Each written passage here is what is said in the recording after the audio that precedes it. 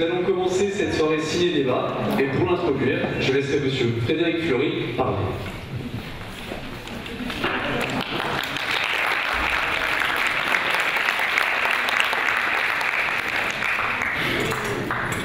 J'ai un micro? Non, c'est pas enregistré. Il faut que je prenne le deuxième micro. Bonsoir toutes et tous. Je suis très heureux d'être parmi vous ce soir pour cette première journée de développement durable. J'ai en tant que président de l'université Claude Bernard Lyon, mais aussi ancien vice-président patrimoine, immobilier et développement durable. J'avais essayé de lancer quelques initiatives pendant mes fonctions précédentes. Et il me semblait vraiment très important, parce que j'ai pas pu faire beaucoup, parce qu'il y avait des sujets immobiliers qui nous a beaucoup mobilisés. J'ai bien regretté de ne pas pouvoir plus m'investir à l'époque sur ce sujet-là. Ce qui fait que, c'était mieux comme ça si je me rapproche, on a souhaité très clairement afficher une politique développement durable, transition énergétique et écologique au sein de l'établissement, et c'est pour ça que nous avons créé un poste de chargé de mission, Bruno Andreoletti, qui est totalement consacré à cette thématique-là. Alors je voudrais remercier bien sûr les organisateurs, donc Bruno Andreoletti, à l'initiative de cette journée qui s'est faite conjointement avec l'IG2E, et donc tous les acteurs, tous ceux qui ont participé à l'organisation de cette journée, l'IG2E, les étudiants de l'IG2E qui sont mobilisés, et puis bien sûr les orateurs que nous aurons tout à l'heure pour la table ronde. Je suis désolé, je ne pourrais pas rester jusqu'au bout. J'aurais bien souhaité le faire, mais j'ai aussi des engagements un peu plus tard dans la journée. Quelques chiffres, alors c'est aussi pas trop mal ma discipline, parce que j'ai fait de la génétique écologique, donc ça explique aussi pourquoi j'ai une certaine sensibilité sur ces thématiques-là, dans mes anciennes responsabilités et fonctions scientifiques. Quelques chiffres que vous connaissez tous, l'an 2000 on était à peu près 6 milliards, en 2011 on est passé à 7, et en 2024-2025 on passera à 8. Donc on a bien sûr cette explosion démographique que vous connaissez tous, de la population humaine qui augmente et qui a un impact sur son environnement et sur la planète extrêmement fort. Ces chiffres, vous les connaissez, ils sont à l'origine, l'impact de l'homme sur la planète est à l'origine d'un nouveau paradigme et aussi peut-être d'une nouvelle ère, puisqu'on parle de l'ère anthropocène. Alors, je sais que c'est assez débattu, c'est parmi la communauté scientifique, mais on ne peut pas nier l'impact de l'homme sur l'environnement jusqu'à peut-être en faire une nouvelle ère anthropocène qui serait à l'analogue du passage ère secondaire, ère tertiaire, ère quaternaire. Je ne sais pas si on en est là, mais en tout cas ce qui est sûr c'est que notre planète souffre d'un certain nombre d'actions de l'homme sur différents sujets, l'épuisement des ressources naturelles, bien évidemment, que ce soit l'eau, que ce soit la biodiversité. C'est aussi le développement de nos villes, de nos métropoles, de nos mégalopoles. Il y a toutes les questions qui relèvent de l'urbanisme, des relations homme-environnement dans les villes. Les changements bien sûr physico-chimiques de l'environnement, l'impact sur la géologie, d'où peut-être la question d'en faire une nouvelle ère, et l'impact sur la biodiversité, bien évidemment.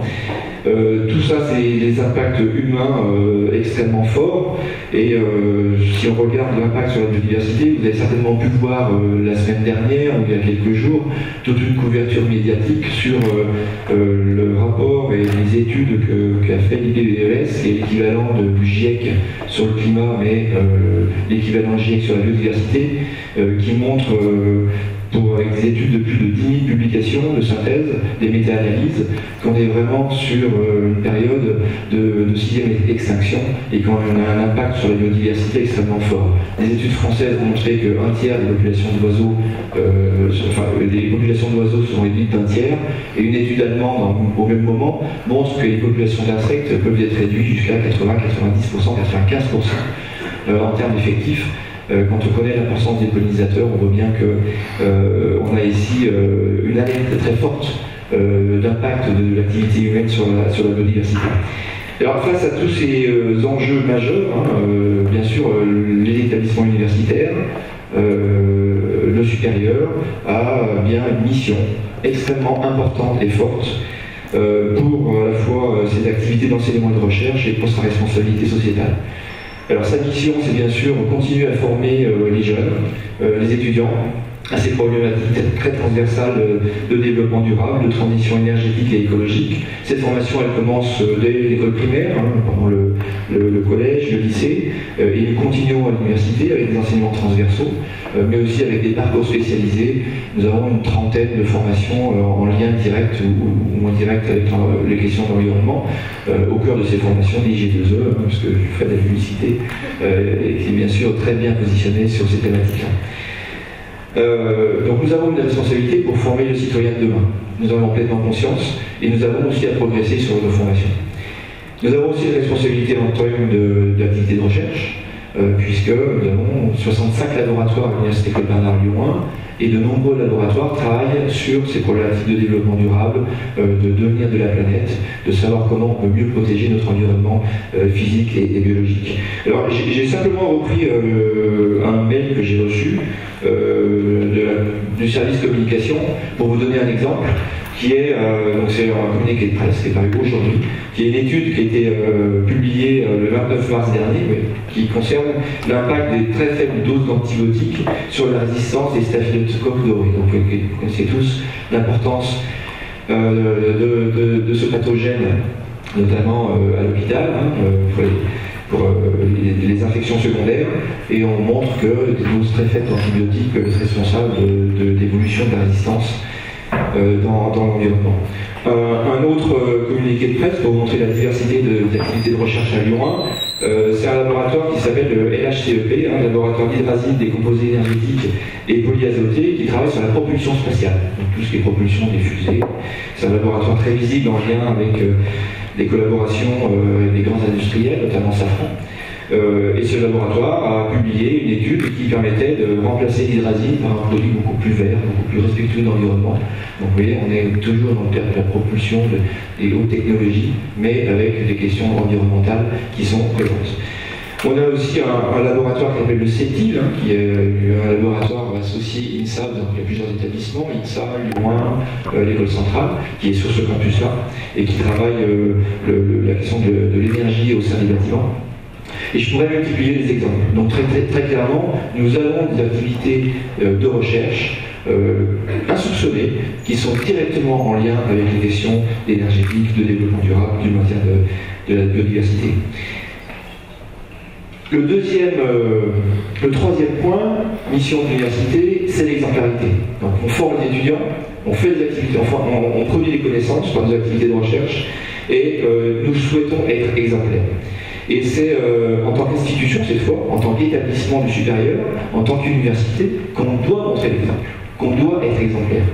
Et pour ça, c'est toute une politique que l'on mène, des actions très transversales qui ne relèvent ni de la formation ni de la recherche, mais du fonctionnement de l'établissement, où on souhaite être exemplaire sur ces thématiques-là.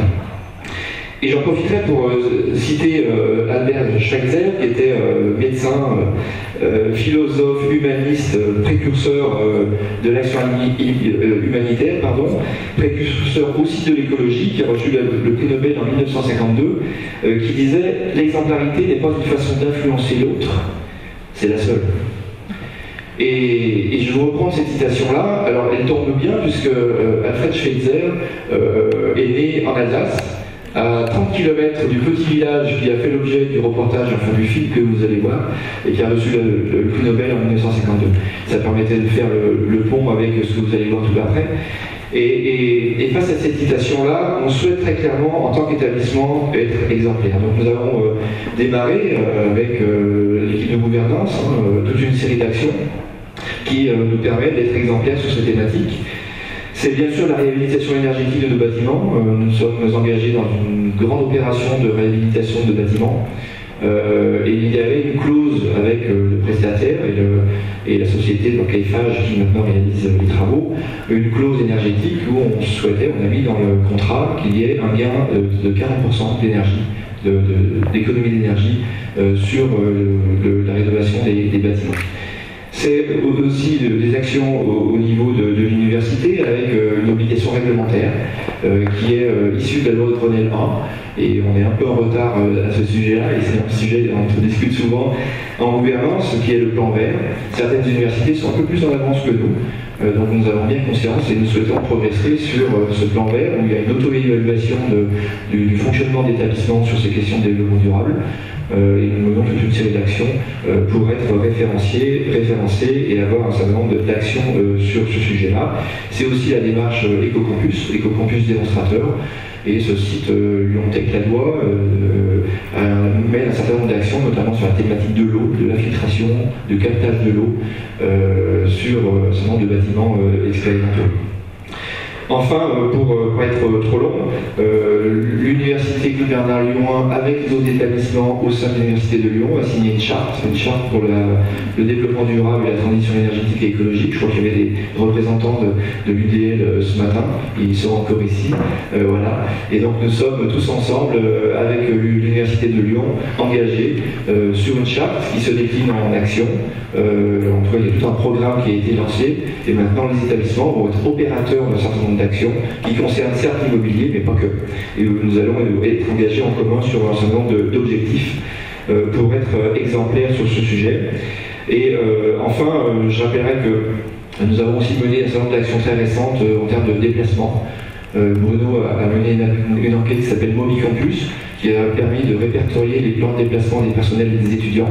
Alors, pas suffisamment d'étudiants, je me tourne vers les étudiants, ont répondu, c'est bien dommage, mais je pense que tous les étudiants d'IG2E ont répondu à l'enquête pour savoir comment se faisaient les déplacements des personnels et des étudiants entre leur lieu de résidence et les différents campus. C'est extrêmement intéressant et ça nous permet de mener ensuite un certain nombre d'actions.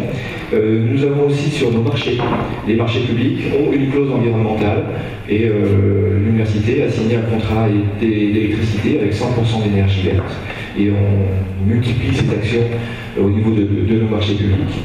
Et puis c'est aussi l'action de communication, donc je terminerai par ça, c'est l'objet de cette journée, communiquer, expliquer, sensibiliser.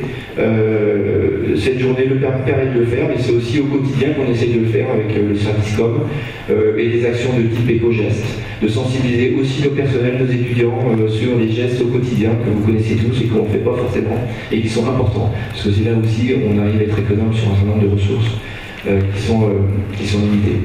Donc voilà ce que je voulais vous dire. En tout cas, l'Université Claude Bernard Lyon soutient pleinement toutes ces initiatives. Elle souhaite être exemplaire, elle souhaite être plus visible et développer encore plus d'actions sur tous ces sujets. Et c'est pour ça qu'on a bien soutenu cette première journée, qu'elles recommenceront et que nous serons toujours à vos côtés tous pour mener ces actions en commun. Je vous remercie beaucoup. Alors, comme vous l'a dit M. Fleury, nous sommes réunis ce soir dans le cadre de la journée du développement durable organisée par l'Université Claude Bernard Lyon 1. Il faut savoir que durant cette journée, divers événements ont été proposés afin de sensibiliser un grand nombre de personnes aux problématiques environnementales actuelles et futures. C'est donc dans ce cadre que l'IG2E, l'Institut de génie de l'environnement et de l'éco-développement, a donc décidé de réaliser un ciné-débat sur le thème de la transition énergétique. Donc, durant plusieurs mois, voire plusieurs semaines, voire plusieurs mois, une petite équipe de l'IG2E a travaillé avec l'aide de Mme Alexandra Grasset en tant que chef de projet sur ce ciné-débat. Notre objectif était donc de vous proposer un film, donc à savoir la version courte du film Qu'est-ce qu'on attend de Marie-Monique Robin, intitulé Sacré village. À la suite de cette diffusion, nous proposerons un débat avec différents intervenants sur les thèmes qui auront pu être abordés dans cette projection. Donc les différents intervenants sont Jean-Marc Denise, de Toi en Transition,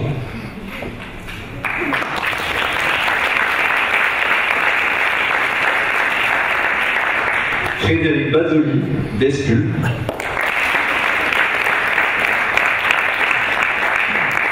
Monsieur Gilles de Bizet, de l'Université de Grenoble. Et enfin, Monsieur Sylvain Chirat, de l'Agence locale de l'énergie et du climat, l'ALEC, qui nous a fait le plaisir de venir animer ce débat. Je laisserai donc maintenant Damien vous représenter le texte et vous le film, et vous le resituer dans son contexte. Bonsoir à tous, tout d'abord merci d'être venus ce soir. Avant la projection du film, on vous propose de faire un petit point sur le film.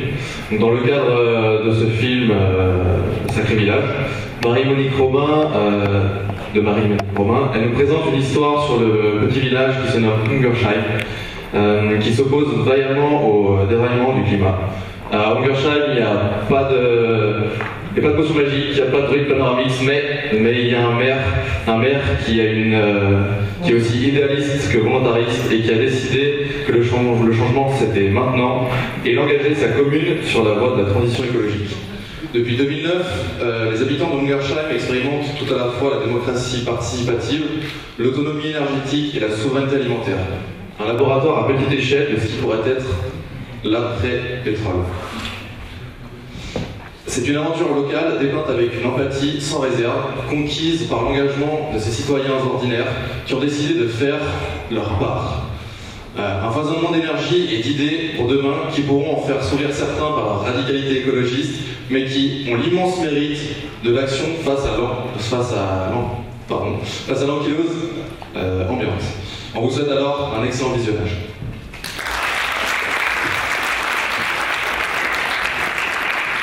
D'avoir répondu présent à cet événement organisé par notre groupe projet pour la journée du développement durable. Alors on espère que le film vous a plu et je suis certaine qu'après avoir vu ce reportage, vous voulez en savoir un peu plus sur ce qui s'est passé depuis le film. Donc nous sommes donc allés à la rencontre de Monsieur le maire qui nous a informé des dernières nouveautés. Les 21 actions évoquées dans le plan d'action de la commune portent donc sur 3 axes définis.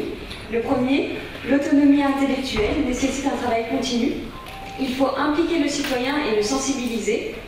Les élus ne doivent pas faire tout le travail, c'est surtout aux citoyens de le faire.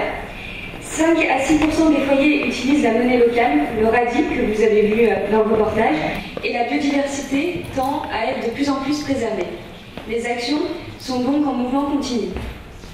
Le deuxième pilier est l'indépendance énergétique.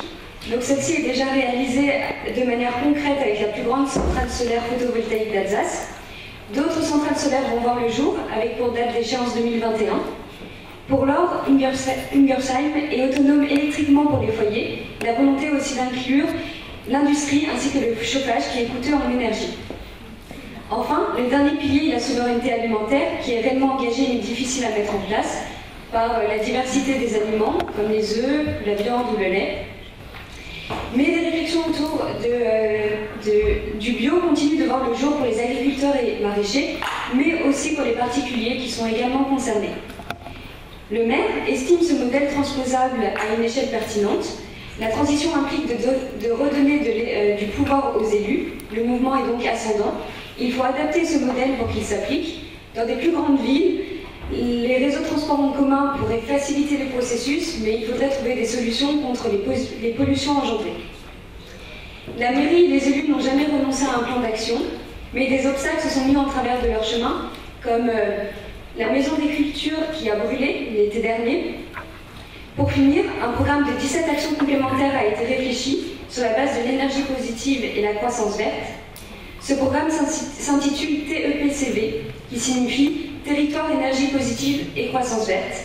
Dans ce cadre, diverses actions ont été réalisées, comme la promotion du photovoltaïque et des énergies renouvelables par une association qui prône le financement participatif, la création d'un sentier d'interprétation pour la transition, sensibilisant à la biodiversité et au jardinage avec des dégustations et des promenades, un atelier de transformation pour microbrasserie et micromalterie avec un bâtiment de fabrication et un de stockage labellé bâtiment positif, des achats de véhicules électriques pour la mairie et d'autres. Je vous invite donc à les regarder sur le site internet de la mairie. Je laisse maintenant la parole donc à Sylvain Chirat de l'ALEC, animateur du débat qui va suivre, avec le titre d'un livre de Rob Hopkins que vous avez vu dans le reportage, Pionnier des villes en transition, qui représente pour lui le pouvoir d'agir ensemble, ici et maintenant.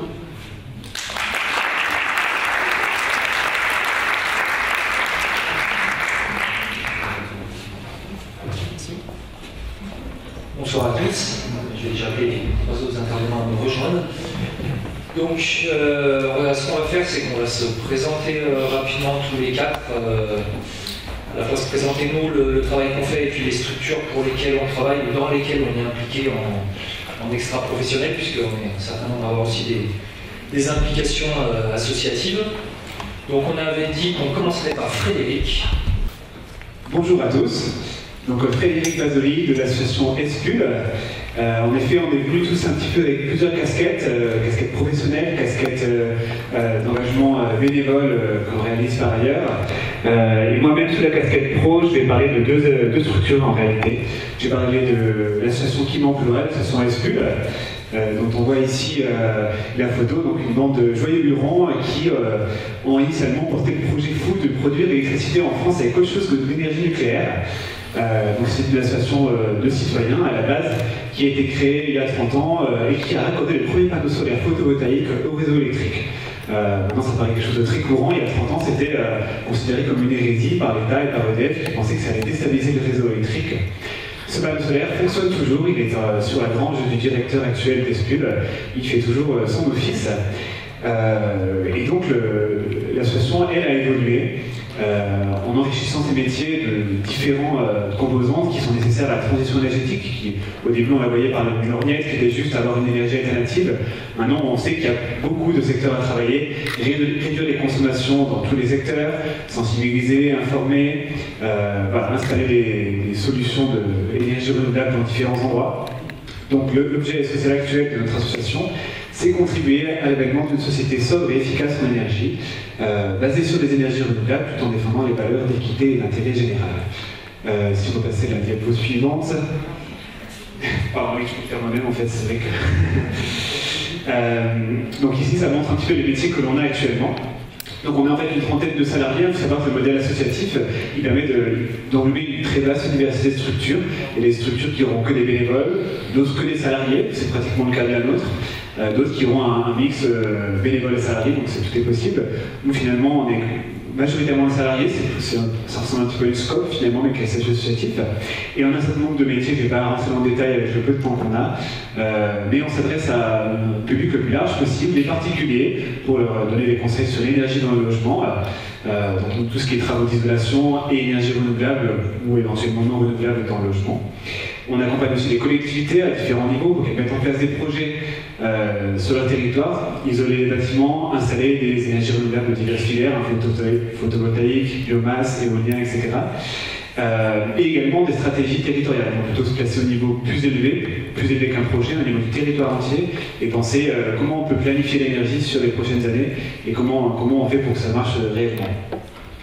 On a également conservé notre cœur de métier historique, le photovoltaïque. On est maintenant un centre de ressources nationales. On va conseiller les porteurs de projets issus du territoire national entier pour les petits et gros projets. Donc là, c'est vraiment toute taille.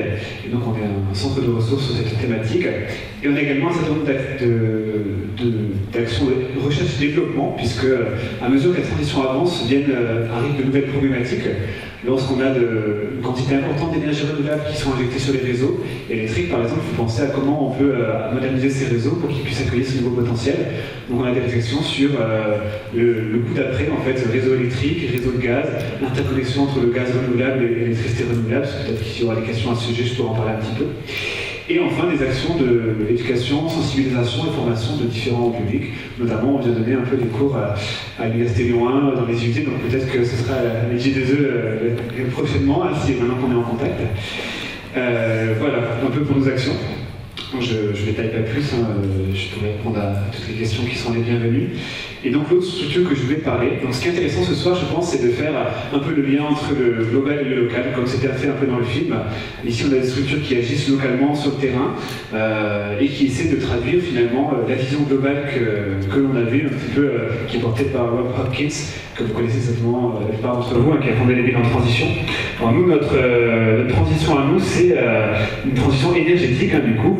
On se base pas mal intellectuellement sur un exercice prospectif, un scénario de transition énergétique, je ne peux pas s'appeler mon temps, mais je vais vite, qui s'appelle Zero Megawatts, fondée par l'association du même nom, qui est une association de citoyens, personnes physiques, qui sont investis en dehors de leur temps de travail, en général des pros de l'énergie de différents métiers, mais pas que. Ils ont donc réalisé un scénario, ça fait une quinzaine d'années qu'ils font ça, qui montre comment on pourrait arriver à une France en 2050 qui soit pratiquement 100% énergie renouvelable. Pour ça, il faut respecter le triptyque que vous voyez ici. Réduire les consommations d'énergie, premièrement. Donc sobriété, consommer moins de choses, notamment les choses qui sont les moins importantes. Efficacité, faire la même chose avec moins de ressources, ça c'est plutôt technique en général. Et puis, produire les dernières ressources nécessaires par les énergies renouvelables, ou des matériaux éventuellement renouvelables. Ça c'est un peu le but. Ici vous avez quelques infos de comment ils ont fait ça. En tout cas, ce qui est important de savoir, c'est que l'idée c'est pas de revenir au Moyen-Âge, hein, comme c'était dit dans le film, c'était de continuer à fournir aux Français les services énergétiques dont ils ont besoin, et également de ne pas faire de paris technologiques, de considérer qu'on utilise que les technologies actuellement utilisées ou actuellement pratiquement sur le marché, pour ne pas parier sur un miracle technologique. Voilà, la dernière dépôt est moins forcément importante, je ne vais pas rentrer en détail, c'était pour donner quelques mots-clés à ce sujet, on aura des questions certainement. En tout cas, les gigawatts, je ne sais pas, de nombreux graphiques qui sont produits, mais l'idée c'est d'avoir un facteur 16 en 2050 sur le bilan de CO2, donc diminution forte des émissions de CO2. Et par ailleurs, comme il y a aussi des postes sur lesquels il est possible d'absorber le CO2 restant grâce à la biomasse, on arrive à une France neutre en carbone pratiquement en 2050. Je mentionne donc cette publication de 48 pages qui est accessible sur Internet, c'est la synthèse du scénario, voilà, que vous pouvez télécharger, qui est instructive à ce sujet sans être trop technique. Et enfin, un tout petit mot d'une association dans laquelle je suis bénévole qui pourrait être intéressante pour ce soir, c'est l'association Ancela, qui a pour but de permettre aux gens d'agir en fait sur la métropole de Lyon, notamment on accompagne les gens pour qu'ils trouvent des associations dans lesquelles ils peuvent agir. Ce guide, par exemple, recense 700 associations qui agissent sur toutes les thématiques de l'écologie et de la solidarité. Et par ailleurs, on a une pépinière de projets qui accompagne les jeunes, les porteurs de jeunes projets qui ont envie de faire des choses et qui ont besoin d'accompagnement. Voilà, merci, désolé pour le temps, je n'ai pas réussi à faire plus court. Et j'ai fait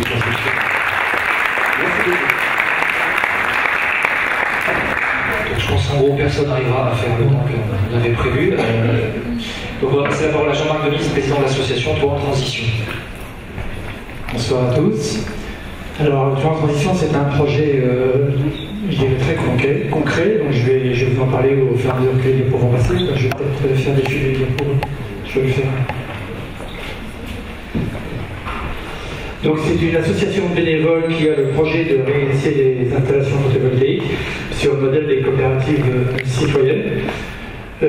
Ça permet aux habitants et aux collectivités de la métropole de participer au développement d'énergie renouvelable et de sensibiliser les citoyens, vous voyez le triptyque mégawatt aux questions d'énergie, et donc de contribuer à la lutte contre le réchauffement climatique.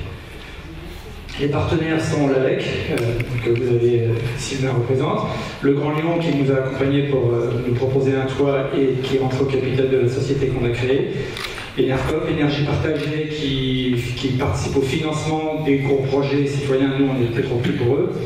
Les Cigales, par exemple, qui sont un club d'investisseurs pour la gestion alternative de l'économie sociale et solidaire, qui nous ont aidés à faire l'étude de financement, l'étude de faisabilité. Voilà. Et la région Rhône-Alpes qui nous a aidés par une subvention également. Donc celle-là, je passe, elle est un peu technique. Ça, c'est important, c'est la gouvernance par collège de la SAS coopérative qu'on a créée pour financer et exploiter ces installations. Elle garantit la maîtrise citoyenne du projet avec 35% à l'association qui porte le projet, donc l'association Tour en Transition, dont je suis le président, 35% aux personnes physiques, les citoyens, 15% aux collectivités comme la métropole et la ville de Bron qui sont rentrées, et 15% partenaires, les financiers, les entreprises, les associations. Donc, entre les citoyens et l'association, on assure la maîtrise totale du projet. Comment les sociétés RUDTS financent des installations, louent des toitures, installent des panneaux, produisent l'électricité, vendent cette électricité et redistribuent des dividendes aux sociétaires. Et contribuent aussi à l'émergence de nouveaux projets ou à des actions de sensibilisation. Alors ça, c'est la saison 1 qui est en cours, que nous sommes sur le point de terminer, c'est-à-dire 10 installations de 9 kW crête chacune réparties sur 10 communes, sur 9 communes, pardon, puisqu'on a une commune, Grigny, qui nous a donné 2 écoles, enfin mis à disposition. C'est un projet à 270 000 € avec 36% de financement citoyen. On a collecté presque 100 000 €, on en est à 98 000 € aujourd'hui. Qu'est-ce que ça représente? Ça a été vu dans le film aussi. Nos 10 installations vont permettre de produire l'électricité annuelle de 32 familles, une économie de 3,5 tonnes de CO2, soit 14 000 km en voiture. Donc on a fait ça, il faut faire plus maintenant. Bon, celle-là, c'est pareil, je passe dessus. Là, c'est une présentation de notre site de suivi de production développé par Espul, justement, qui est assez intéressant, ce qui permet de faire des tableaux de sensibilisation dans les écoles où on a installé nos panneaux. Donc, on est en lien avec quelques équipes pédagogiques, puisque c'est une de nos missions. Dans la durée, nos contrats vont durer 25 ans, et au bout des 25 ans, on donne l'installation aux collectivités. Si celles-ci ne souhaitent pas les garder, elles les démontent. Voilà, elles sont recyclables. Là, c'est dans deux qu'on essaye de mettre en préparation. Donc là, il faut quelque chose de beaucoup plus ambitieux, dans l'intérêt de la transition énergétique. Au moins 20 installations de 140 m² et peut-être une de 600 m². Et toujours avec un tiers de financement citoyen. Et pour commencer, un grand besoin de bénévoles. Et c'est là que je m'adresse à vous. Voilà, j'ai terminé.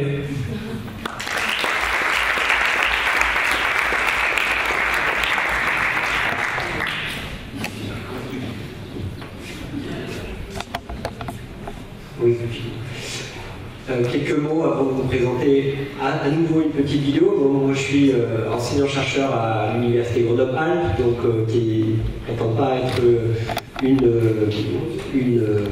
entité qui promeut, dont la mission principale est de promouvoir les énergies renouvelables, l'éco-citoyenneté, ces dimensions environnementales, même si à Grenoble comme à Lyon, on est attentif à ces questions, et ce que votre président vous a présenté tout à l'heure se retrouve aussi dans ce qui se fait au sein de mon université. Voilà. Voilà. Alors, je suis chercheur en sciences sociales.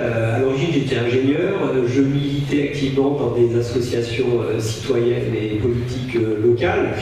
Et puis, je butais, il y a des choses que je n'arrivais pas à comprendre lorsque je regardais l'expertise, notamment l'expertise en transport, en l'occurrence celle, entre autres celle qui émanait du laboratoire, d'un grand laboratoire spécialisé lyonnais. Et qui avait des positions très rationalistes qui venaient s'opposer à peut-être des visions plus territoriales.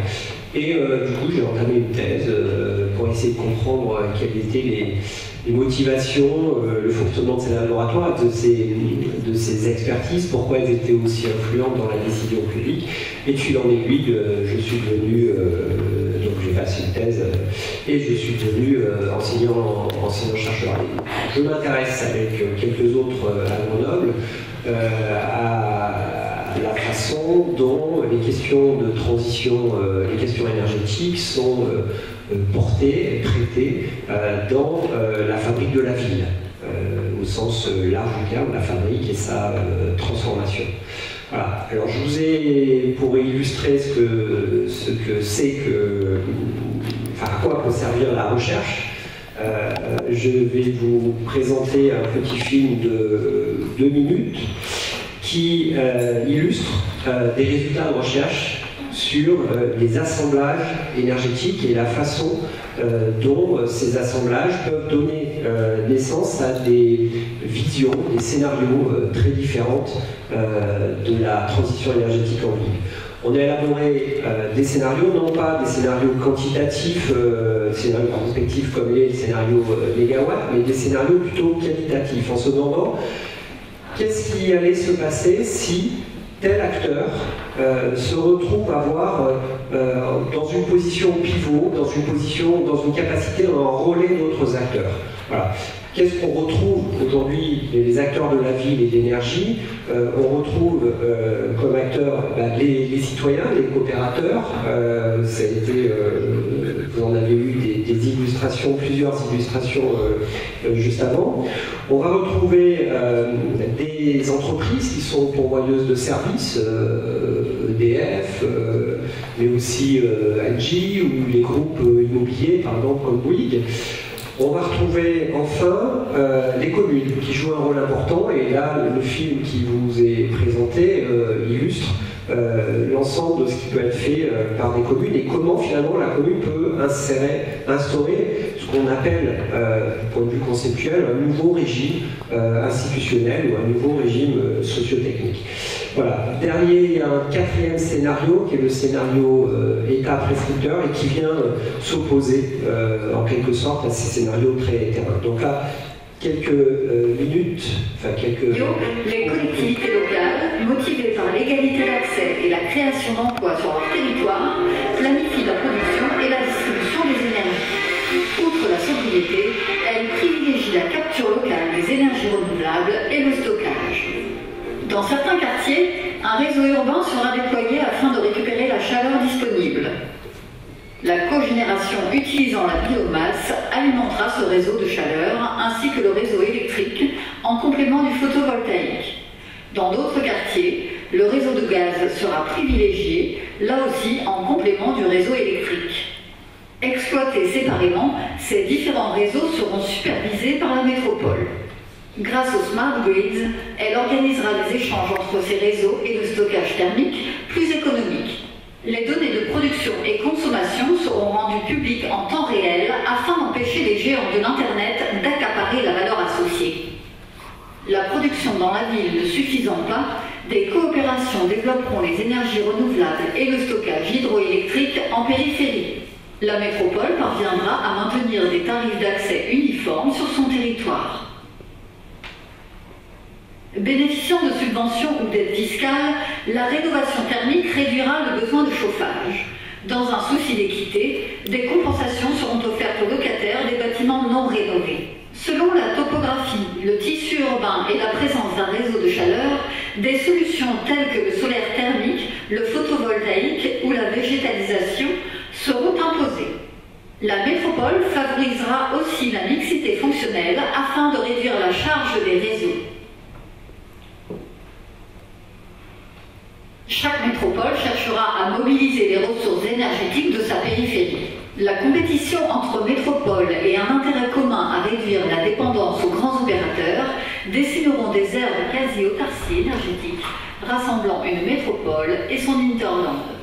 Des apports supplémentaires nécessaires à certains moments seront assurés par convention avec des territoires éloignés ou par des achats ponctuels sur le marché. In fine, les flux transitant dans les grands réseaux de gaz et d'électricité diminueront fortement. La baisse correspondante des recettes entraînera une réduction de l'entretien et progressivement celui du maillage des réseaux. Les écarts croissants de fiabilité et de tarifs amèneront l'État à négocier avec l'ensemble des collectivités une péréquation économique entre territoires ainsi que la préservation d'un réseau national minimal. Quelles sont les mesures qui permettraient aux collectivités de jouer ce rôle moteur ? Transférer des communes à l'intercommunalité la compétence d'autorité organisatrice. Autoriser cette dernière à choisir le gestionnaire de réseau et à prescrire des exigences énergétiques dans les règles d'urbanisme.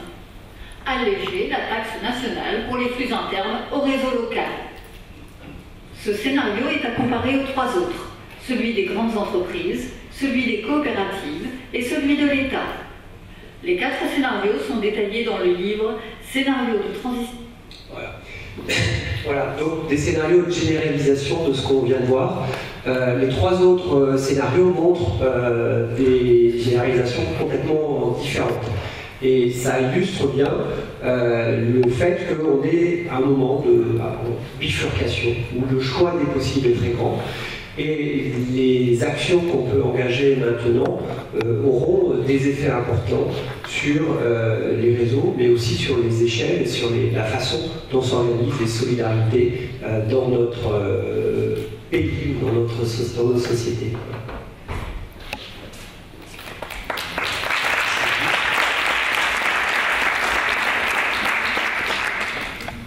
On va terminer. Présentation, Daniel. Donc, allez, je vais tenter de mettre un petit chrono histoire d'exploser le temps à la partie. Donc, quand j'ai accepté d'être animateur de cette soirée, en fait, j'avais pas fait gaffe avec dans quel piège je m'étais mis. En fait, le rôle d'animateur, ça va être juste de faire en sorte que dans un temps hyper réduit, des gens qui pourraient chacun parler pendant des jours et des jours des sujets dont il est question ce soir, il va falloir arriver à faire en sorte d'arriver à tenir. Donc voilà, on va tenter. Moi, je travaille depuis 18 ans à l'agence locale de l'énergie, qui depuis peu a récupéré un petit C, l'agence locale de l'énergie et du climat. Et donc, je suis en charge particulièrement de ce qui est événementiel sensibilisation. Donc, j'organise des événements et j'en anime un certain nombre. Donc, il va y avoir des visites de sites, il va y avoir des... En plus, il défile tout seul. C'est magnifique. Alors, donc, on recommence. Voilà, donc l'agence locale de l'énergie, donc elle a été fondée en 2000, elle est essentiellement sur des fonds publics, à savoir donc, le gros financeur c'est la métropole de Lyon, donc le Grand Lyon, l'ADEME, Agence de l'environnement et de la maîtrise de l'énergie, et aussi un peu la région Auvergne-Rhône-Alpes. Donc on a une mission de service public et notre rôle c'est de faire du conseil, de l'assistance technique, de l'information sur tout ce qui va être tous les enjeux énergie-climat. Donc on va aider à construire et surtout à réhabiliter des bâtiments performants. C'est dans ce cadre-là, par exemple, on a eu un stand pendant 10 jours à la foire de Lyon qui s'est terminée il y a cette semaine. On va aider, décidément, on va aider donc à développer aussi les comportements sobres. Donc ça c'est le premier volet du triptyque Nigawatt. Donc on a notamment une animation qui s'appelle l'Appart Énergie, où on vient renseigner les gens sur tous les éco-gestes pour économiser l'électricité, de l'eau dans l'habitat. Contribuer au développement des énergies renouvelables, donc sur la métropole de Lyon, on va surtout parler solaire et bois énergie. Il n'y a pas tellement de potentiel pour de l'éolien par exemple. Et puis on va aussi contribuer à la lutte contre la précarité énergétique. Donc on est considéré comme étant en précarité énergétique quand on consacre plus de 10% de son budget aux factures d'énergie. Aujourd'hui, il y a de plus en plus de Français qui se retrouvent en situation de précarité énergétique. C'est pour ça que nous, on est de plus en plus sollicités par des bailleurs sociaux pour à la fois les aider à rénover leur parc, mais surtout aussi à intervenir notamment sur des formations de gardiens d'immeubles, sur des visites à domicile, pour renseigner les gens sur ce qu'ils peuvent faire chez eux pour réduire leurs factures. Évidemment aussi, la logique, c'est d'aller sur une économie plus largement basée sur les ressources locales, donc c'est de privilégier les circuits courts, et dans le film on en parle pas mal. Donc voilà un petit peu les points importants sur lesquels nous on travaille. Dans les actions qu'on mène en commun avec Espul, puisqu'en gros on fait à peu près la même chose, mais pas sur les mêmes territoires. L'ALEC c'est Métropole de Lyon, Espul c'est le reste du Rhône. Donc on anime l'espace Info Énergie, qui est un service gratuit mis en place par l'ADEME en 2001. On renseigne tous les particuliers et tous les porteurs de projets sur justement les projets de rénovation et de construction, l'isolation, le chauffage, la ventilation, les énergies renouvelables et toutes les aides qu'ils peuvent mobiliser. Donc il y a des aides au niveau national, type crédit d'impôt, prêt à taux zéro, etc. Et puis il y a des aides plus locales. Et justement, je vous ai fait un petit zoom sur ce que la métropole a mis en place sur notre territoire. Donc on anime aussi la plateforme EcoRénov. C'est une plateforme mise en place par la métropole pour conseiller et accompagner les projets d'éco-rénovation en habitat privé, que ce soit de l'habitat collectif ou de l'habitat individuel. Et il y a des aides financières pour ces travaux-là. Donc nous, on renseigne, ça a plus ou moins fusionné avec le service Espace Info Énergie, je vais y arriver. Et donc voilà, on renseigne les particuliers sur cette aide qui vient s'ajouter à d'autres aides. Les dernières années, on a vraiment beaucoup travaillé avec les copropriétés. Cette année, l'accent va être mis un peu plus sur l'habitat individuel. Et on va notamment cibler une quinzaine de communes sur la métropole où il y a beaucoup de pavillonnaires pour justement aider les particuliers à rénover leur maison. Et puis plus récemment, la métropole a mis en place une aide qui s'appelle la prime Airbois, qui a démarré fin d'année dernière. En fait, ils se sont aperçus que 25% des émissions de particules en hiver étaient liées au chauffage bois des particuliers, parce que vous aviez beaucoup de particuliers qui avaient des chauffages bois peu performants, et qui brûlaient du combustible pas forcément très très sec. Donc l'aide, elle va servir à remplacer les foyers ouverts et les foyers fermés d'avant 2002 par des systèmes à haut rendement, qui correspondent au label Flamme Verte 7 étoiles. Donc les gens pourront avoir, en plus des crédits d'impôt, pourront avoir 500 € pour les ménages classiques et aide portée à 1000 € pour les ménages modestes, justement pour les aider à passer d'appareils peu performants à des appareils beaucoup plus performants. Et donc nous on anime un certain nombre de soirées sur le sujet, dans les communes justement où il y a beaucoup de pavillonnaires. On a déjà fait 3 ou 4 et la prochaine aura lieu la semaine prochaine, le 12 avril à Francheville. Et on renseignera les gens sur les 4 points qui concourent à un chauffage bois performant. c'est-à-dire les appareils, l'installateur, le combustible et l'entretien des appareils. Voilà un petit peu les points que je voulais mettre en avant.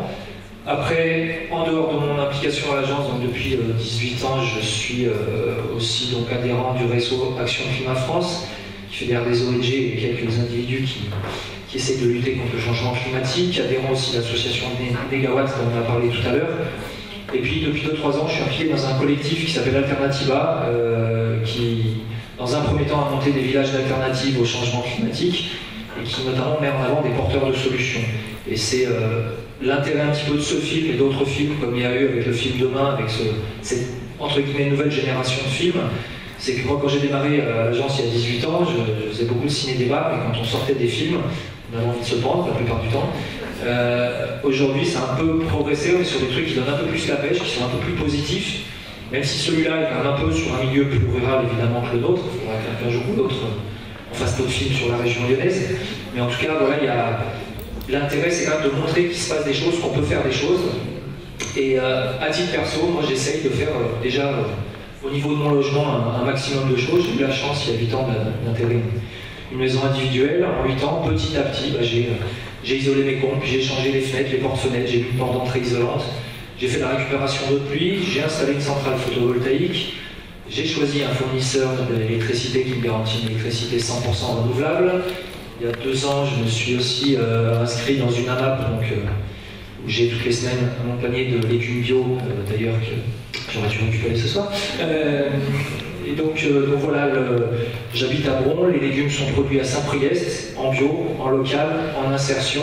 On joue un peu sur tous les triptyques du développement durable, et voilà, c'est aussi intéressant de montrer que c'est pas forcément plus cher quand on supprime les intermédiaires et quand on fait de la vente en direct, quand on sécurise un producteur, ça permet d'avoir du bio à des coûts tout à fait accessibles. Donc voilà, et puis le dernier point, c'est que j'essaie aussi de sensibiliser ma génération future, puisque j'ai un petit garçon qui a 4 ans et demi, et ça fait quelques années que dans mon micro-potager, avec lui, je ramasse les tomates, les patates, des trucs comme ça, que même si les rendements ne sont pas terribles, mais au moins le plaisir, puis le fait qu'ils comprennent que ça ne pousse pas dans des rayons de grande surface, mais que voilà, c'est pas non plus toutes les années que ça va marcher, qu'il y a des trucs qui poussent sous terre, d'autres au-dessus. Enfin voilà, c'est aussi relativement intéressant, et en plus en termes de goût, c'est souvent quand même un peu mieux que ce qu'on peut trouver dans la grande distribution. Donc moi je suis content déjà ce soir. Pendant pas mal d'années, je suis intervenu à l'IG2E avec les licences pro et les masters, un peu les DU aussi à l'époque. Je crois qu'il y aura quelques-uns d'entre vous qui devraient avoir une visite de site avec moi mercredi prochain à la Confluence. En tout cas, voilà, il ne faudra pas hésiter à poser toutes vos questions, puis surtout à prendre nos coordonnées, à prendre les plaquettes. On vous a laissé de la doc en haut. Pas hésiter à prendre de la doc pour éventuellement nous recontacter. Et si dans vos familles, vous avez des gens sur la métropole, sur Rhône, ou même dans d'autres endroits de France, n'hésitez pas à contacter les espaces Info Énergie. On est les seules structures qui font du conseil gratuit, indépendant et neutre sur la rénovation énergétique. Et quand on a un projet, il vaut mieux s'y prendre en amont et se renseigner le plus tôt possible. Voilà, donc je pense qu'on va passer aux questions, s'il y en a.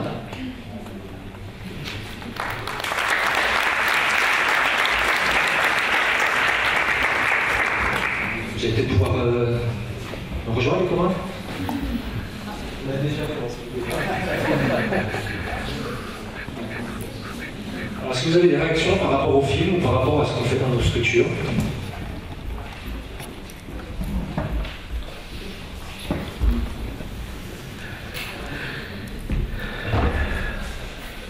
Je me posais une question.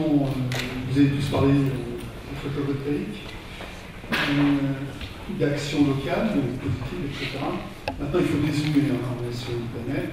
Donc le CO2 qui n'est pas émis chez nous, lorsque le panneau photovoltaïque était fabriqué en Chine, il a été émis en Chine.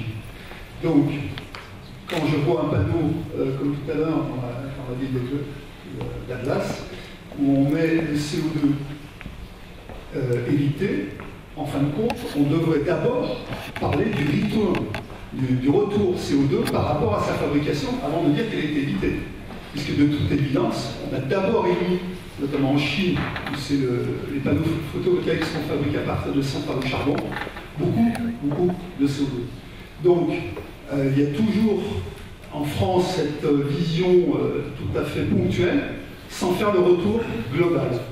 Alors, première chose. Deuxième chose, les filières de recyclage des panneaux photovoltaïques n'existent pas, elles sont à créer. Quelle est la durée de vie et quel est le retour aussi énergie par rapport à l'énergie dépensée pour sa fabrication du panneau photovoltaïque. En combien de temps on va récupérer l'énergie qui a été fabriquée, qui a consisté à sa fabrication. Donc on ne parle jamais de ce retour pour avoir vraiment un bilan global. On parle que des bienfaits, on parle que du... C'est comme si on avait un bilan, on parle que du chiffre d'affaires, pas des charges. Voilà. Alors, bonne remarque, si ce n'est que, donc là, bon, on est plusieurs à pouvoir répondre. Je vais laisser Jean-Marc répondre sur ce sujet, mais effectivement, la notion de temps de retour sur l'énergie grise est une notion importante. Alors, effectivement, j'en ai pas parlé, en 3 minutes 30, c'était pas possible. Vous parlez de la Chine, alors on avait essayé d'avoir un périmètre européen pour nos panneaux, donc on a des panneaux allemands. On voulait des panneaux français, mais on a eu un problème d'assurance, de certification administrative sur lesquels on n'a rien pu. Donc on a des panneaux Aléo qui sont montés en Allemagne, en partie fabriqués en Allemagne et en partie fabriqués en Corée du Sud. Voilà, pour tout savoir. L'énergie grise, effectivement, un panneau photovoltaïque met entre 2 et 3 ans pour rembourser son énergie grise. C'est plus long qu'une éolienne. Je pense que c'est quand même plus court qu'une centrale nucléaire.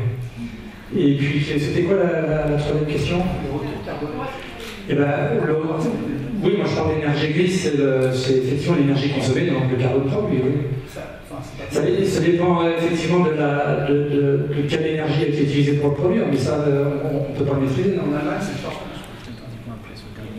Alors, je vais passer la parole à... Merci. Je ne connais pas le temps de retour carbone exactement, je connais le temps de retour énergétique qui a été donné. Par contre, je connais les valeurs de bilan carbone de toutes les énergies. Et en effet, il ne faut pas considérer que les énergies renouvelables c'est zéro, ce serait un peu trop facile. Quand on se pose la question d'une énergie que l'on consomme, il faut voir chiffrer sur une analyse de cycle de vie combien de carbone a été émis pour la fabrication, le transport et la combustion du combustible. Bon, je ne vais pas vous ensevelir de chiffres, mais en gros, on va avoir un facteur 6-8 entre le photovoltaïque et les énergies fossiles. En gros, une unité utilisée, ce sera les grammes de CO2 par kilowattheure. Le kilowattheure est une unité d'énergie. On est autour de 280 pour le fuel, 220 pour le gaz, 180 pour l'électricité mix trancée, composée de beaucoup de nucléaire et un certain nombre d'autres sources. Et pour le photovoltaïque, on est autour de 40. Donc après, il y a plein de méthodes différentes pour faire des bilans carbone, c'est toujours plus ou moins... voilà. On peut être d'accord ou pas sur la méthode, en tout cas, c'est des publications de recherche qui ont été faites. Les autres énergies renouvelables sont encore plus basses, parfois l'éolien, l'hydraulique c'est plus bas, c'est autour de 10 ou 20. Le bois énergie également, ça peut être autour de 10 ou 20 grammes de CO2 par kilowattheure. C'est jamais zéro, mais en tout cas c'est bien plus faible que les autres sources d'énergie. Je ne suis pas du tout un spécialiste des questions de physique ou de construction des panneaux. Par contre, je pense que votre question, elle pointe aussi les limites d'un fonctionnement autonome, et autonome du point de vue énergétique, tel qu'on l'a vu dans ce film-là. Alors, les panneaux photovoltaïques en sont l'illustration, mais on pourrait prendre d'autres objets techniques vus dans ce film qui montrent que, ne serait-ce que la ferronnerie, tout ce qui est à partir d'acier, qui montre que l'autonomie énergétique n'existe pas. En tout cas, l'autarcie énergétique n'existe pas. La question qui se pose, c'est celle de l'autonomie énergétique, voire aussi, puisque c'est une mention d'une espèce d'autonomie politique du territoire par rapport au reste. L'autonomie s'entendant comme quelque chose de relatif. Et ce qui est intéressant dans ce film, c'est d'avoir montré la façon dont l'alimentation, l'énergie, le travail, les modèles économiques sont relativement imbriqués et dessinent vers des circularités qui sont plus courtes. Mais il est entendu que ces circularités plus courtes ne sont pas la finalité ne sera pas, ou ne sera jamais, enfin il faut l'espérer même, ne sera jamais d'avoir des circuits courts en totalité. Et la question, c'est une question de ce que fait le territoire et comment il va échanger avec d'autres territoires. C'est une question éminemment politique, sachant que des grands territoires comme les États, comme l'Union européenne, viennent définir les règles qui organisent ces échanges. Juste pour compléter sur la fin, alors c'est bien parce que généralement quand on parle de photovoltaïque, on a deux questions, vous avez fait les deux d'un coup, comme ça sera réglé. Sur la partie recyclage, les filières elles existent, elles sont en place. Simplement les panneaux qui sont produits aujourd'hui, ils seront recyclés dans 30 ans. C'est-à-dire qu'en fait on arrive tout juste aujourd'hui, on commence à recycler les panneaux qui ont été installés sur les premiers refuges de haute montagne, sur les îles, sur des endroits, on va dire, vraiment en site isolé à l'époque, puisque ça représentait l'essentiel des usages à l'époque. Puis sont arrivées les applications en raccordement réseau. Ce qui était marrant d'ailleurs, c'est que les premières installations, les cellules, elles étaient rondes. Et puis en fait, il y a quelqu'un de super intelligent qui s'est aperçu que quand on faisait des modules rectangles, à surface équivalente, on produisait plus en faisant des cellules carrées que des cellules rondes. En tout cas, voilà, les rendements se sont bien améliorés. Les panneaux ont une espérance de vie supérieure à 30 ans. Il y aura effectivement une baisse de rendement de quelques décennies, mais en tout cas, on a les industriels ont mis en place des systèmes justement pour pouvoir les recycler. Après, ce qui est étonnant, c'est que systématiquement, on a la question pour le photovoltaïque, que personne ne se pose la question du recyclage de sa voiture, de son frigo, de sa télé, de son ordinateur. C'est quelque chose qu'on a fréquemment comme retour. Je ne sais pas si Jean-Marc, tu voulais rajouter une question. On va essayer de ne pas prendre qu'une question ce soir. Par rapport à la trace carbone, certes, les panneaux qu'on fabrique aujourd'hui, ils ont la trace carbone de l'énergie qu'on a disponible sur le marché. Si on ne lance pas l'énergie renouvelable, on n'aura jamais des moyens de produire sans trace carbone. Donc, certes, si on veut ne rien changer, on ne change rien.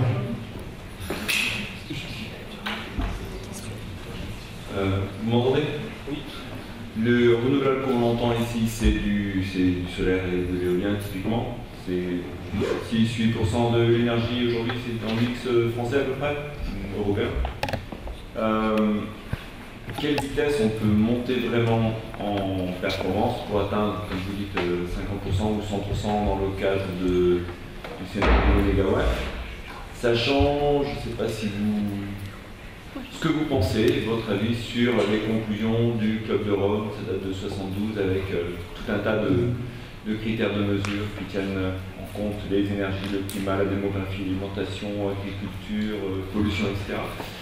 Est-ce qu'on a le temps de se retourner pour matcher chronologiquement tout ça, ou il faut s'attendre à des vraies chutes en disponibilité d'énergie à grande échelle?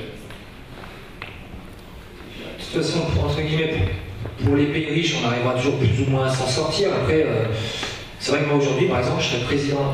Globalement. Oui, bien sûr. Mais par exemple, aujourd'hui, je serais président de l'Ukraine. Je mettrais vite en place un plan Marshall d'isolation, de réduction des consommations d'énergie, vu que c'est la Russie qui tient le robinet de gaz.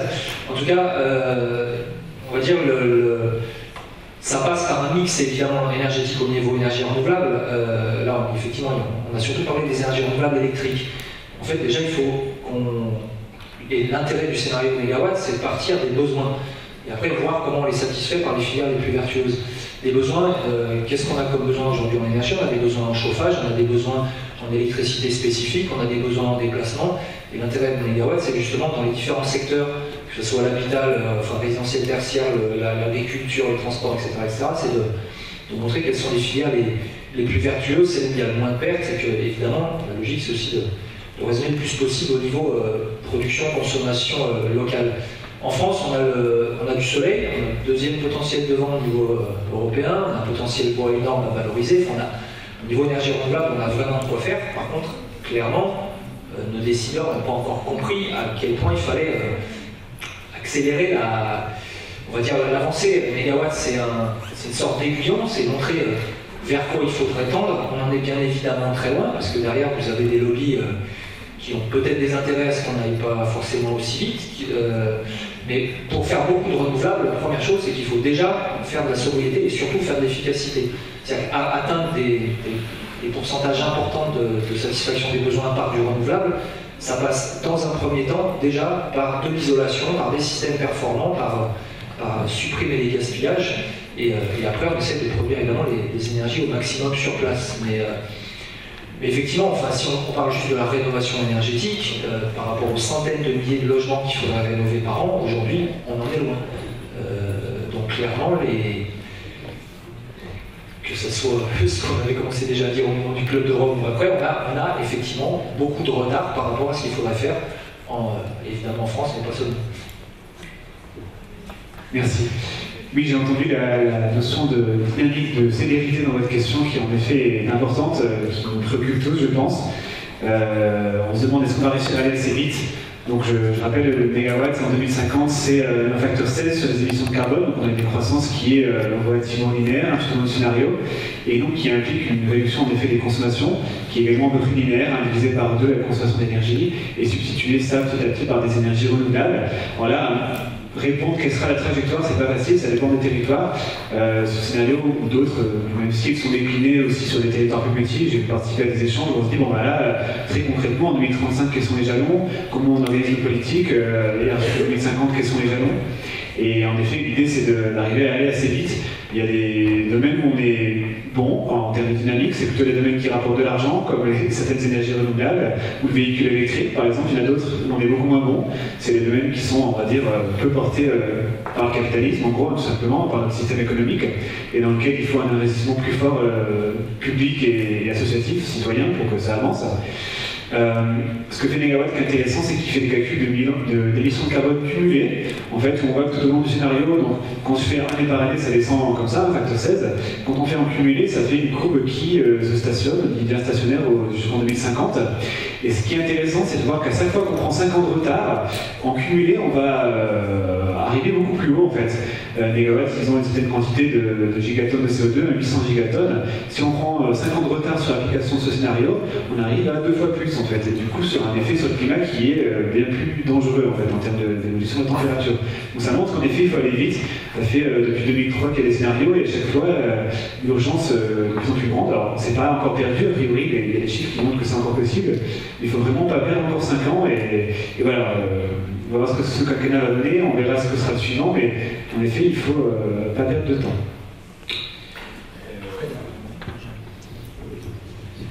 Oui, la question que vous posez, elle évoque la volonté politique et le retard qu'on a du point de vue politique.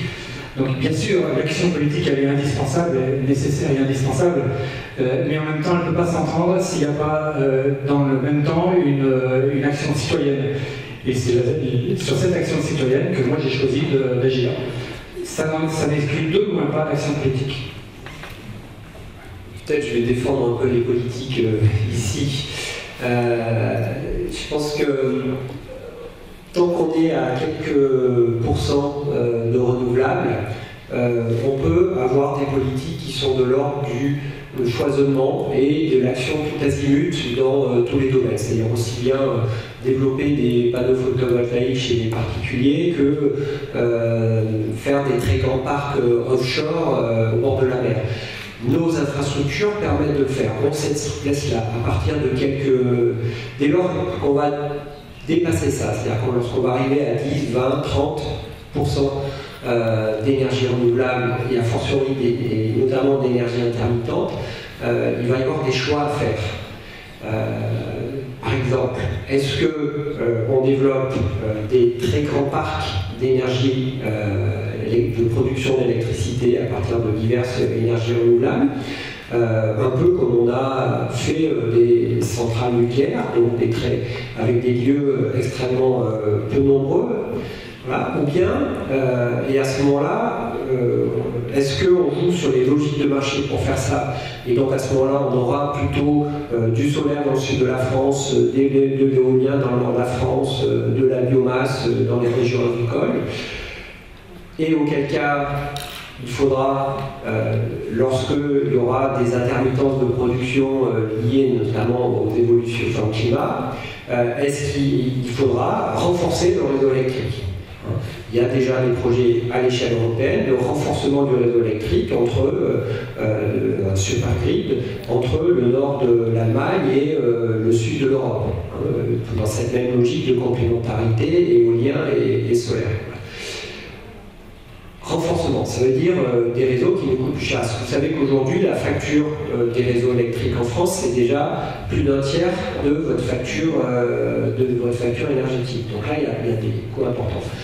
À l'opposé, si on va sur un scénario comme celui qui est décrit dans ce film, donc beaucoup plus d'autoconsommation individuelle, d'autoconsommation collective, eh bien, il y aura moins de flux, moins d'électricité qui va passer dans ces réseaux.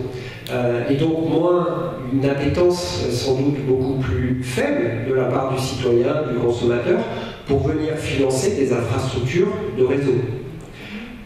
Conséquence, c'était décrit dans le petit scénario sur les communes, conséquence, on devrait assister à un rétrécissement du réseau électrique. Suppression d'un certain nombre de tronçons, rétrécissement, etc.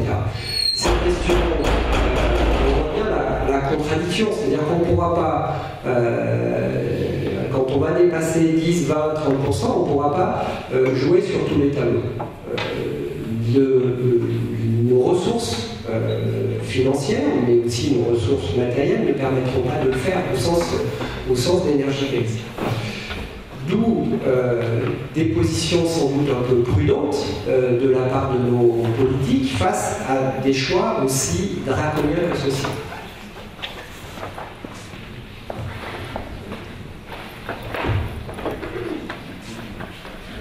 Oui. Une question par rapport au photovoltaïque, parce que je trouve qu'on a mis quand même, il y a beaucoup d'accent qui est porté dessus.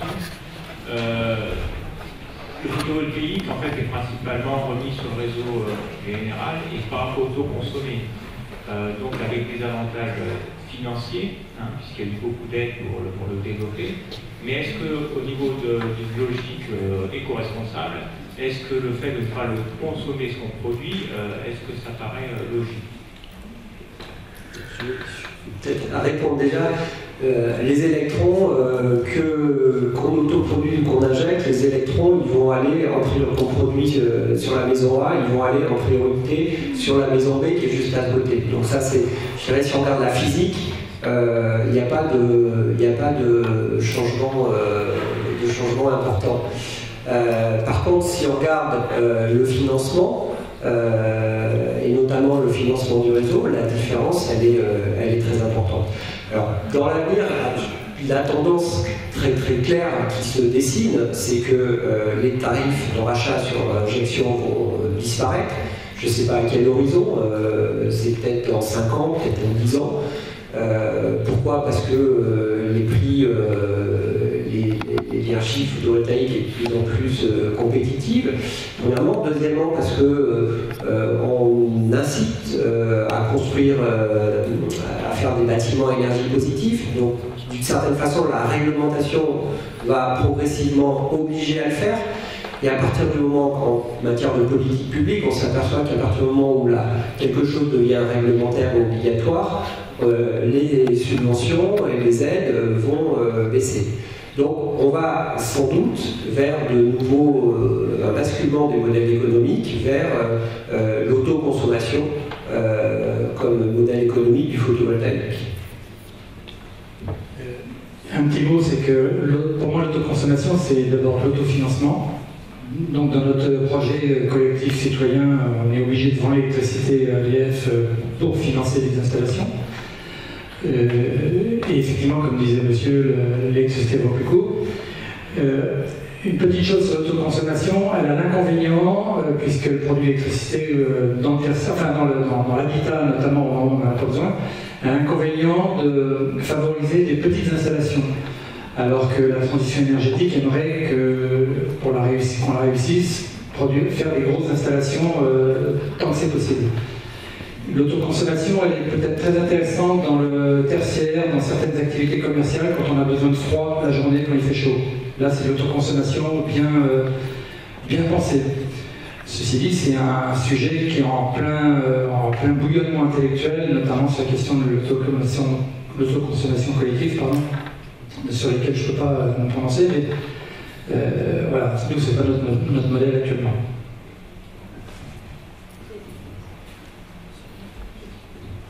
C'est vrai que nous, comme on arrive de Dijon à la foire de Lyon et qu'on était en plein milieu de tous les gens qui vendaient des énergies renouvelables, la grande mode aujourd'hui, effectivement, c'est l'autoconsommation, qui a un côté, en tout cas sur l'aspect communicant, je fais mon énergie. En fait, dans la réalité, on consomme à peu près 30% de ce qui est produit, puisque, comme tu l'as dit Jean-Marc, quand il y a beaucoup de soleil, une partie de la journée, quand les gens bossent, ils sont pas chez eux, donc à part le frigo, peut-être 2-3 appareils qui tournent, mais globalement, il n'y a pas énormément de besoin.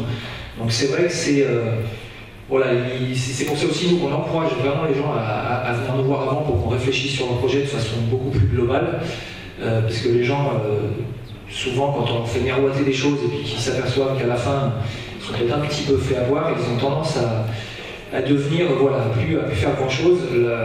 La première chose, avant de mettre des panneaux solaires, des choses comme ça, c'est déjà d'isoler.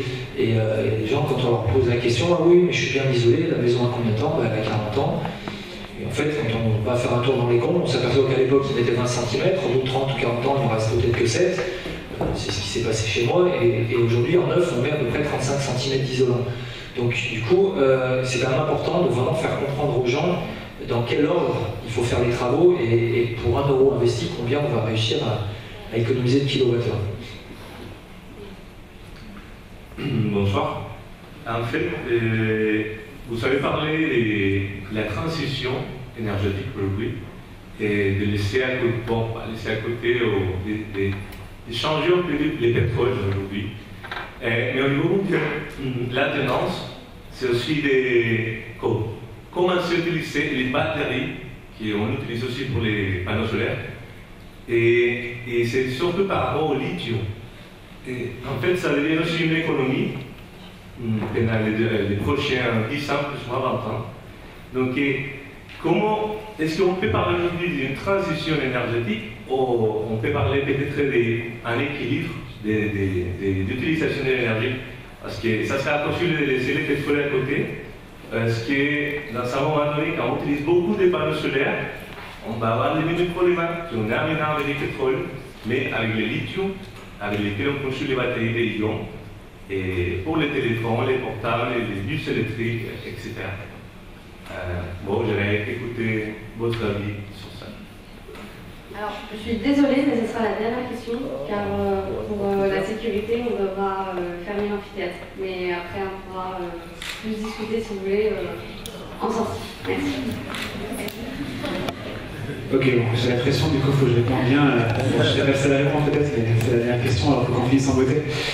En effet, la question du stockage est importante, ça fait bien de poser cette question, et encore plus important est la question de pas déplacer les consommations, c'est-à-dire on a une pénurie de ressources, super, on consomme une autre, c'est ce que l'humanité a fait depuis le début, jusqu'au moment où on est en pénurie de presque toutes les ressources, qui est notre cas actuellement. Donc l'idée évidemment c'est d'avoir une intelligence et de penser à ça globalement, vous faites bien de soulever ça. Alors, il ne faut pas forcément associer batterie à énergie renouvelable. En effet, la batterie, c'est une technologie qui coûte cher et qui mobilise un certain nombre de ressources qui seront certainement en tension dans un futur proche.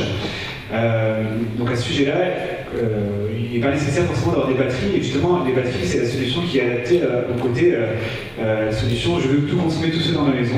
Donc en réalité, si je mutualise mon énergie au niveau d'un quartier ou d'une ville, ou un peu plus grâce au réseau, alors, il y a différentes visions du réseau, plus ou moins étendues, mais en tout cas, quand on mutualise un peu entre plusieurs consommateurs, il y a un effet de foisonnement. On ne consomme pas tous quelque chose en même temps. Si je produis moi l'électricité la journée, il y a peut-être un commerce qui va s'en servir, ou une entreprise, et inversement, s'il y a une centrale hydraulique à côté, quand je reviens le soir, elle va peut-être pouvoir me fournir. Donc le réseau, en fait, est une grande batterie qui mutualise les productions et les consommations entre les personnes. Et également, dans les scénarios énergétiques, il n'y a pas que le réseau électrique qui compte. Il y a d'autres choses qui sont importantes pour que ça puisse se réaliser. C'est un petit peu technique, je ne peux pas rentrer dans le détail, mais l'électricité n'est pas le seul vecteur qui va amener l'énergie. Il y a également d'autres vecteurs importants, comme le gaz, par exemple, qui pour l'instant est un gaz complètement fossile. On dit pas le gaz naturel, mais c'est un gaz fossile qui vient de Russie ou d'autres pays. Alors, en réalité, ce gaz, il y a 3 manières de produire de manière renouvelable. Pareil, j'aurai peu de temps. La méthanisation à partir de déchets, la gazification de déchets agricoles, pardon, La gazéification à partir de matériaux ligneux, du bois notamment, et la méthanation, donc pas confondre avec la méthanisation. La méthanation, c'est intéressant, c'est un procédé qui permet de transformer de l'électricité, qu'on aura d'origine renouvelable, hein, d'électricité, imaginons solaire ou d'éolienne. Il faut imaginer qu'en fait, dans un certain futur, peut-être pas si lointain, on aura parfois trop d'électricité, c'est le cas en Allemagne. On a largement assez d'électricité renouvelable, et des moments où on n'arrive pas à la sauver sur le réseau. Eh bien, il y a un moyen très intéressant de transformer cette électricité en hydrogène par un processus qui est bien maîtrisé, et cet hydrogène en méthane. Le méthane, c'est le gaz de ville que l'on consomme dans nos chaudières, dans l'appareil qui consomme du gaz. Donc en fait, il est possible de transformer de manière assez simple, entre guillemets, de l'électricité renouvelable en gaz renouvelable. Donc ça, c'est une des 3 manières de produire des gaz renouvelables. Et j'ai dit qu'il y avait aussi la méthanisation et la gazéification qui permettent aussi produire des gaz renouvelables à partir d'autres ressources biomasse. In fine, on a d'autres moyens d'avoir des énergies renouvelables, pas que l'électricité, on a aussi ce gaz. Et la bonne nouvelle, c'est qu'on peut avoir des passerelles entre les réseaux électriques et le réseau de gaz, d'accord? Je ne rentre pas dans le détail, mais c'est possible que les deux, ils s'alimentent mutuellement. On utilise du gaz en élec quand on en a besoin, et de l'élec en gaz quand on en a besoin. Et la bonne nouvelle, enfin, sur laquelle je finis, c'est que le réseau de gaz, il existe déjà, et il a une capacité de stockage énorme. Le stockage possible d'énergie dans le réseau de gaz français, il est 100 fois supérieur au stockage qui existe dans les barrages hydrauliques. Donc avec cette possibilité-là, on a un réservoir de stockage très important, et des scénarios comme les gaz comptent très peu sur les batteries. Ils comptent aussi relativement peu sur les véhicules électriques, d'accord, mais sur d'autres piliers intéressants et intelligents énergétiquement. Je ne sais pas si j'ai répondu. Le complément, c'est aussi qu'il y a des grosses possibilités avec le stockage thermique. Hein, en anticipation de la consommation, on peut imaginer que les excédents photovoltaïques servent à préchauffer de l'eau qui va servir ensuite pour des usages domestiques de la chaleur. Et donc là, on a des rapports de coûts de l'ordre de 1 à 100, 1 à 1000, voire 1 à 10 000 entre le stockage thermique et le stockage sous batterie électrique. Et donc tout laisse à penser que l'avenir de l'énergie et du développement des énergies renouvelables passe par des ponts, comme ça vient d'être expliqué, entre les différents acteurs énergétiques pour profiter de leur capacité de stockage à moindre coût.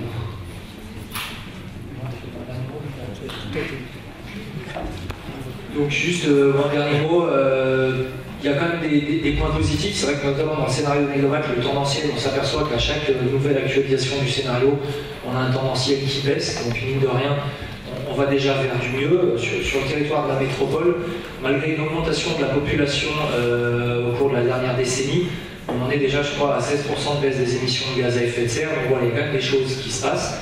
Ça ne va pas assez vite, mais en tout cas, ça va dans le bon sens. Et notamment, sur la métropole, en dehors évidemment du développement de l'offre de transport en commun, de choses comme ça, on a aussi des grosses chaufferies au bois déchiqueté qui ont été mises en place, qui desservent des quartiers, c'est plusieurs milliers de logements qui sont raccordés à chaque fois. On a eu ça donc à Vénissieux sur la Darnaise, on a eu la Duchère, on a eu Vaux-en-Velin. Il y aura une prochaine centrale qui va se faire à Lyon. Et là, c'est des capacités, enfin ça va être parmi les plus grosses centrales biomasse de France. Donc évidemment, quand on peut substituer des énergies fossiles par du bois, déjà on améliore très sacrément à la fois les émissions, mais aussi la balance commerciale, parce que ça c'est du bois qui vient de chez nous. Voilà, donc il y a quand même quelques signaux positifs, et notre rôle, c'est justement de faire en sorte que de plus en plus de gens adhèrent à ces théories, parce que quelque part les politiques, c'est aussi nous qui les mettons en place, et que s'il n'y a pas une volonté de la population d'aller vers une transition énergétique et plus largement une transition écologique, peu de chances qu'il se passe grand-chose. Donc voilà, c'est aussi à chacun d'entre nous de se saisir de ça, et peut-être que vous, dans votre carrière professionnelle ou à titre personnel, vous vous impliquerez sur ces sujets-là. En tout cas, on pourra continuer dehors. Et pour ceux qui ont encore des questions, n'hésitez pas. Voilà, c'était la transition du soir, puisqu'il est l'heure de libérer les locaux.